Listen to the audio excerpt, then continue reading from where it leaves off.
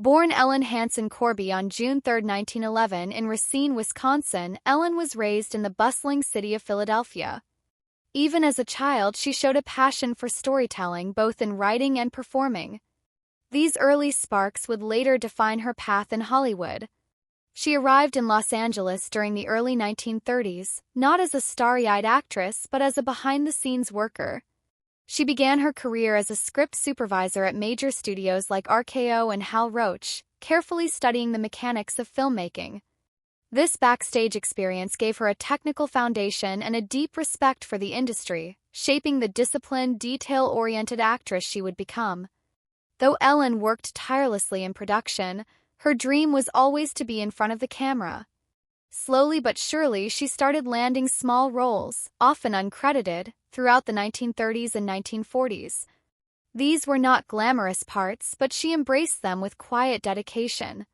Her breakthrough came in 1948 with the film I Remember Mama, where her portrayal of Aunt Trina earned her both an Academy Award nomination and a Golden Globe. That role cemented her image as a powerful character actress, particularly in roles that demanded emotional authenticity, quiet strength, and maternal wisdom.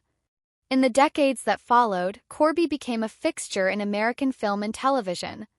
Whether in movies like Shane (1953), Sabrina (1954), or The Young Lions (1958), Ellen brought gravitas to supporting characters that might otherwise have gone unnoticed.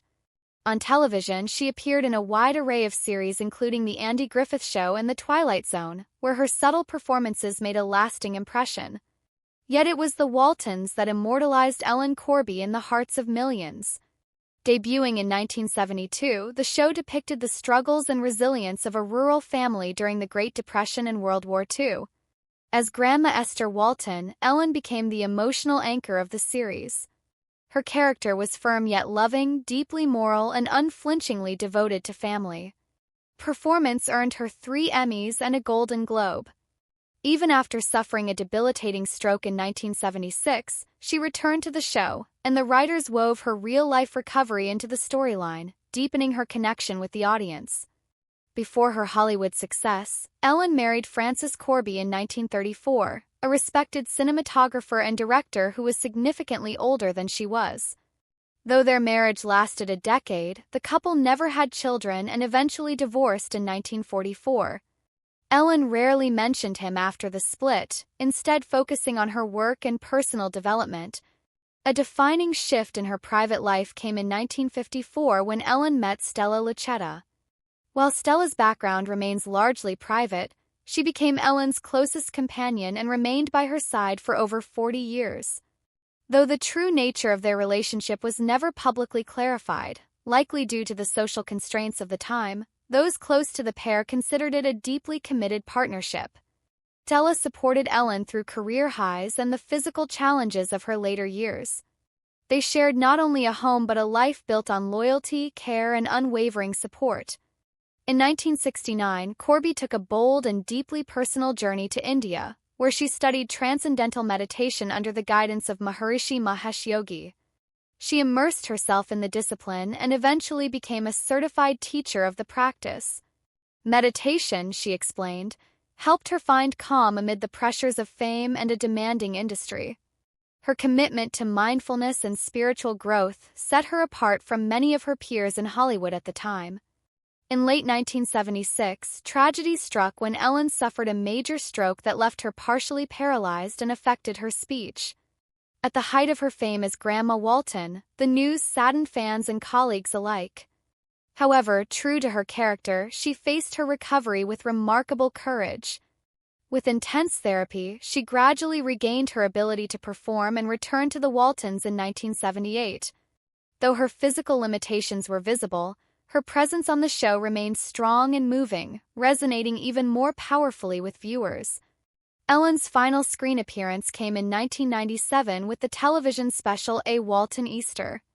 In her mid-80s by then, she had long since retired, but the brief return allowed fans to say goodbye. Her quiet strength and the love she poured into her most famous role remained undiminished. However, not everything on the Waltons set was as harmonious as it appeared. Ellen Corby, despite her nurturing portrayal of Grandma Walton, allegedly had a strained relationship with Richard Thomas, the actor who played John Boy. On screen, the two shared a close familial bond, but behind the scenes, Ellen reportedly resented him deeply. This rumored animosity surprised many, as Corby had always maintained a professional and composed exterior.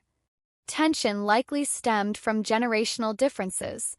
Ellen, a veteran of Hollywood's golden age, held high standards of discipline, punctuality, and preparation. In contrast, Richard Thomas, young, charismatic, and already a rising star, represented a newer, more relaxed style of acting. Ellen allegedly saw his confidence as arrogance and believed he lacked respect for experienced performers. She may have viewed his rapid success as a painful contrast to her own decades-long struggle for recognition. As the Waltons grew in popularity, Thomas's prominence on the show only increased. His role as narrator and central character put him in the spotlight, and Ellen may have felt increasingly sidelined despite her award-winning performance. Sources claimed she avoided interacting with him off-camera and remained cold in private conversations about him.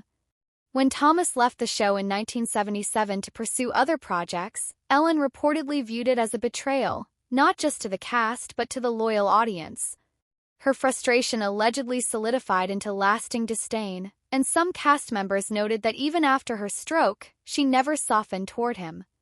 While they never had a public feud, their icy dynamic was noticeable to those behind the scenes. Some speculate that her health struggles may have intensified her emotional reactions, but whatever the reason, the bitterness endured. Ellen Corby passed away in 1999 at the age of 87 after years of declining health. She spent her final days at the Motion Picture and Television Country House and Hospital in Woodland Hills, surrounded by others who had also dedicated their lives to the entertainment industry. Her passing marked the end of a remarkable life, a career that spanned more than 60 years and left an indelible mark on American television. She was buried at Forest Lawn Memorial Park in Glendale, California, resting among other legends of Hollywood.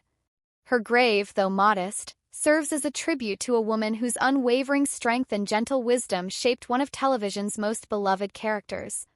Though her private world may have been more complex than her public persona revealed, Ellen Corby's legacy as Grandma Walton and as a pioneering actress lives on in the hearts of generations.